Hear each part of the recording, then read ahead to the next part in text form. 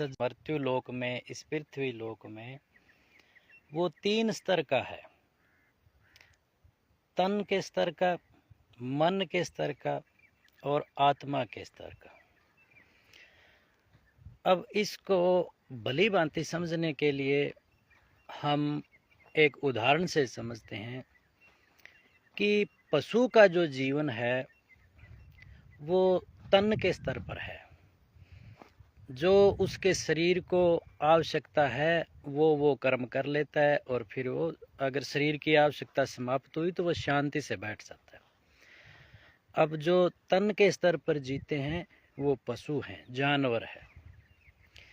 दूसरा जीवन का स्तर है वो मन का है। अब जो मन के स्तर पर जीते हैं उनको बोलते हैं मनुष्य। अब मनुष्य है जो मन के तल पर जीता है।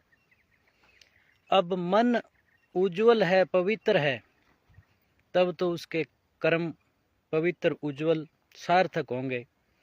अगर मन में मैल है तो उसके वैसे ही कर्म होंगे। तीसरा स्तर है आत्मा का। आत्मा के स्तर पर जो जीते हैं वो देवता कहलाते हैं। इसको कुछ दूसरे संप्रदायों ने भी माना है। जो तन के स्तर पर जीता है उसको शैतान, जो मन के स्तर पर जीता है उसको इंसान, और जो आत्मा के स्तर पर जीवन जीता है उसको फरिश्ते कहा है। अब जो आत्मा के स्तर पर जीवन जीते हैं वो देवता है। उनकी जो सोच विचार ये होता है कि सभी प्राणियों में जीवात्मा है, और जो हमें पीड़ा होती है अगर ऐसा ही व्यवहार पीड़ा वाला किसी भी जीवात्मा के साथ करेंगे तो उसके साथ ही होगा। तो वो सभी को सुख पहुंचाने का काम करते हैं, स्वयं पीड़ा सहन कर लेते हैं।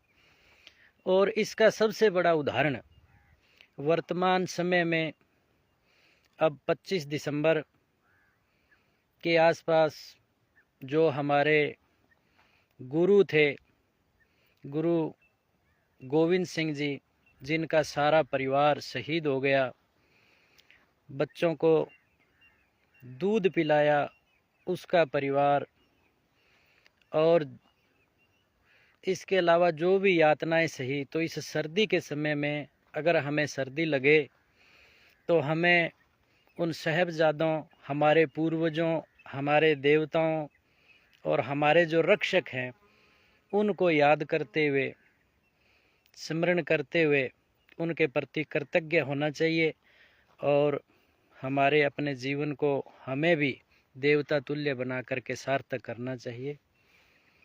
सत श्री अकाल।